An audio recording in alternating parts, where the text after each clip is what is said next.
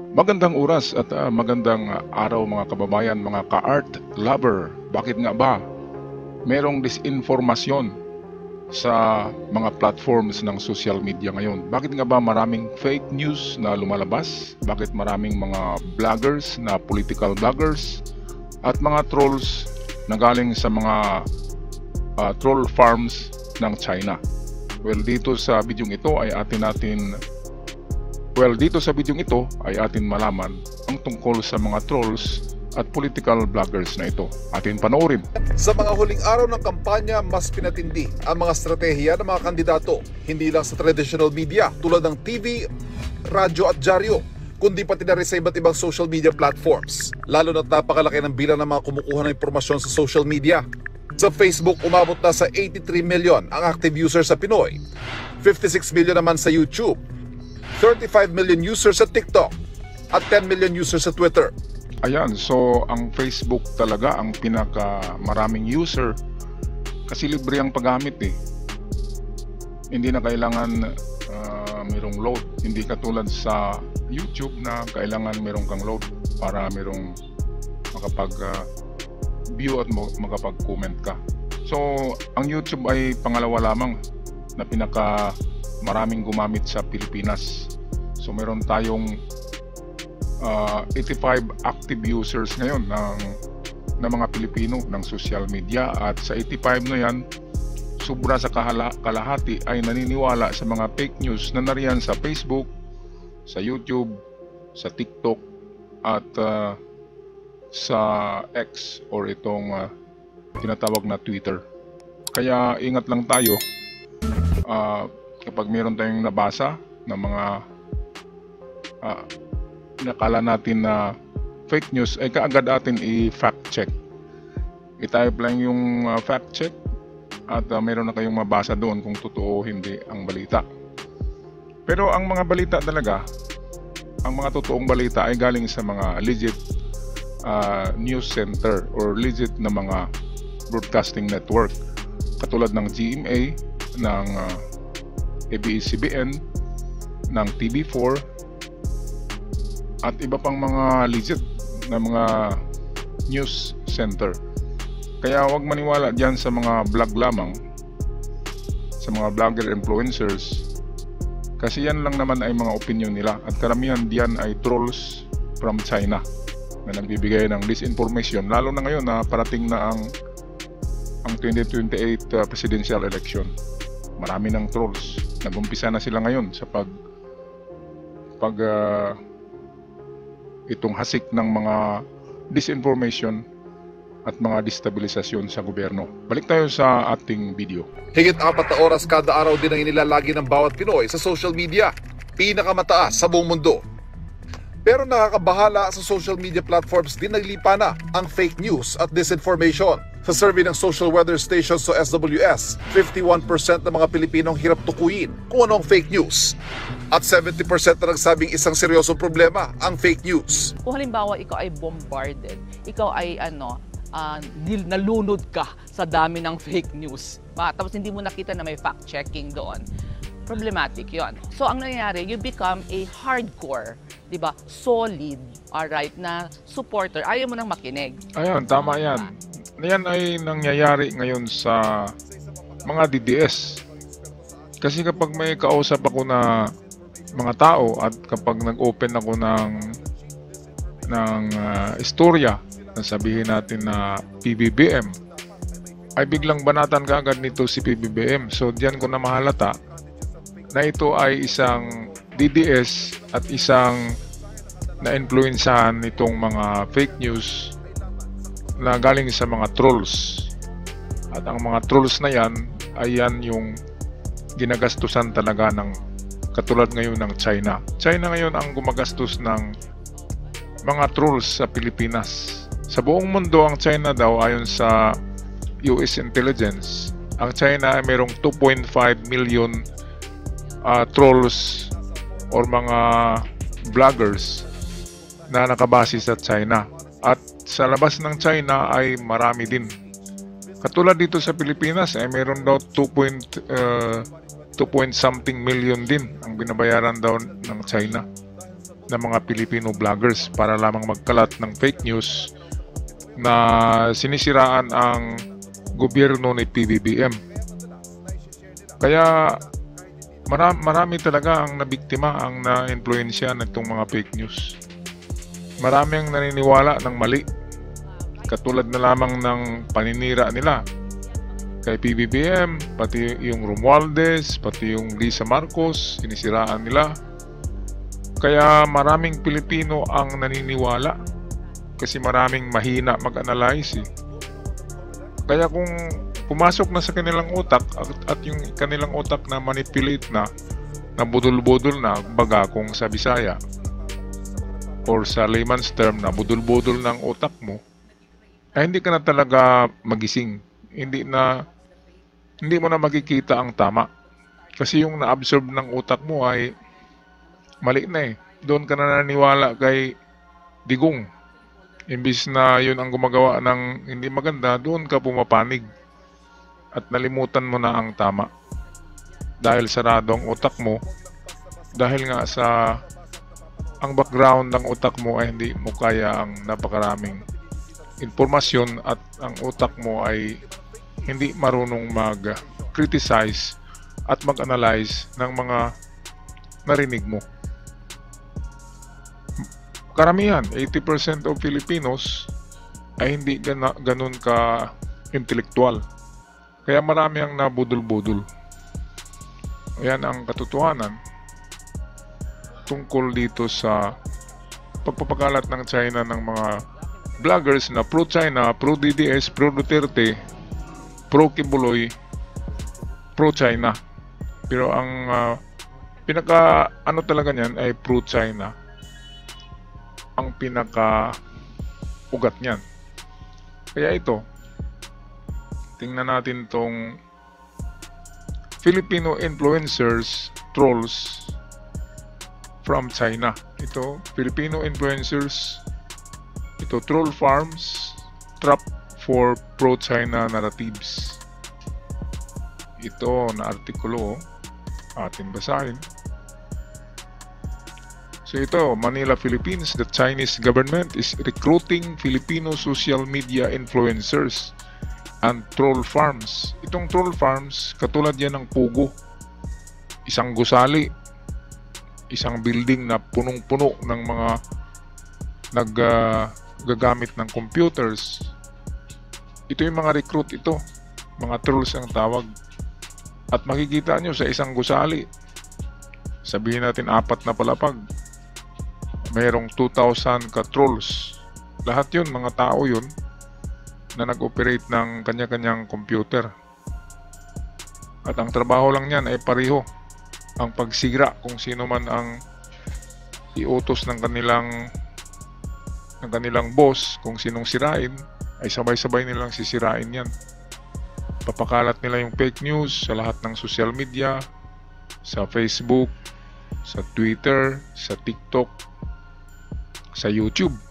Ayan yung 4 na sikat na social media natin. Punong-puno yan ng mga trolls, mga fake news. Lalo na kapag sasapit na ang eleksyon, ay siraan na kaagad.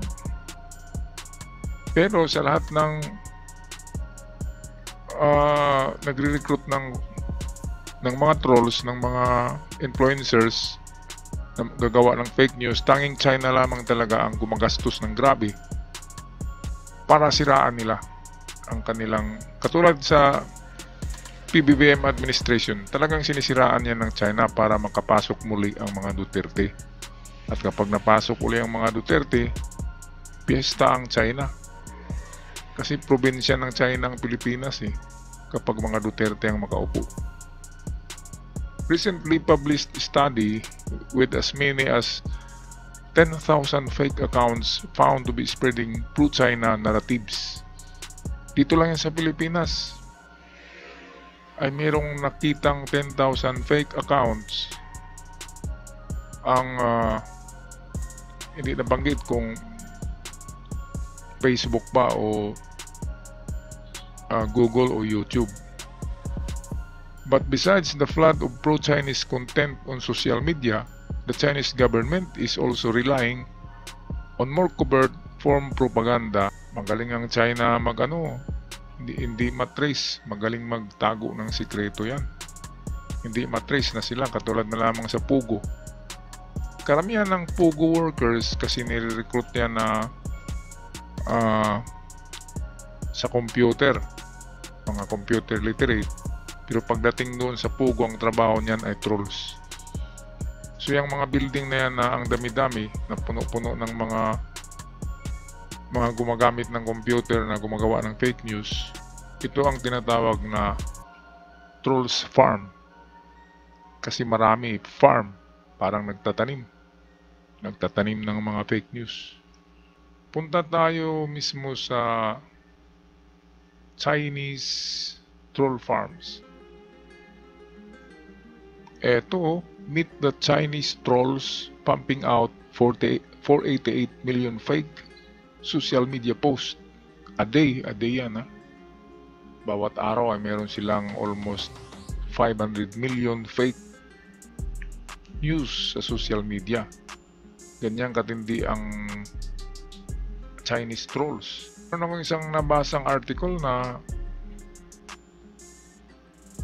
kahit sa Amerika ay sa eleksyon ng Amerika ay nandun din, bumabanat din ang mga trolls katulad sa kay Trump. Sinisiraan ng mga trolls si Trump, mga Chinese trolls, para hindi manalo, kasi kapag nanalo si Trump ay delikado ang China. Punta naman tayo sa pangalawang napakaraming troll farms. Ito ang Russian trolls. So ito, the infamous Russian troll farm appears to be source of anti-Ukraine propaganda. Of course, anti-Ukraine sila eh. So dito sa Ukraine war, ang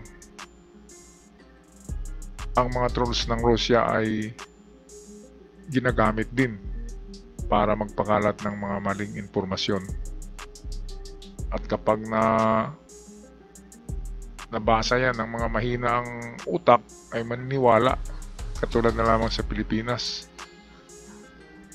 Kahit mga kaibigan ko ay hindi mo na mabago yung isip nila eh. Naniniwala talaga sila na itong mga Duterte ay hindi sangkot sa droga. Akala nila na binabaliktad lang ang kwento. Kaya ganyan ka-epektibo ang mga trolls, ang mga fake news. Kapag paulit-ulit yan na pinapublish ang isang kwento, imagine 2.4 million ka-trolls ang meron sa Pilipinas ng China. At lahat yan, pariho ang kanilang pinopost. Kaya kapag nagbabaha na ng mga impormasyon na akala natin totoo, yun pala ay made in China, fake news. Fake news, mga Pilipino ang ginagamit nila para maniniwala tayo, mga influencers. Yung iba ay sikat na mga vlogger, katulad na lamang ni Maharlika. Binabayaran yun, mas mahal ang bayad niya kasi sikat siya. Kaya banat ng banat siya kay PBBM. Nandun sa Amerika hindi siya makasuhan.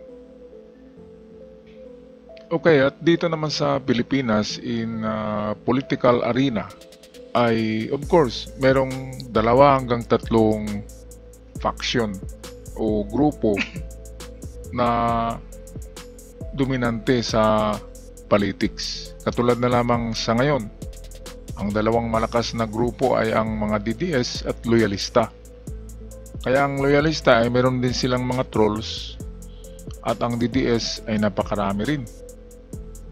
Kaya ang pagkapanalo mo sa politika ngayon ay ang paggamit na ng social media, gamit ang mga trolls. So napakahalaga ng mga trolls sa ngayon, kaya marami nga ang sinusulduhan ngayon ng malalaking sweldo ng mga trolls. So ito, trolling has become lucrative for more than few Filipinos. Lucrative, ibig sabihin malaki ang kita. And it went into high gear for this year's Philippine election. Ngayon nga, nag-umpisa ng trolling ngayon eh.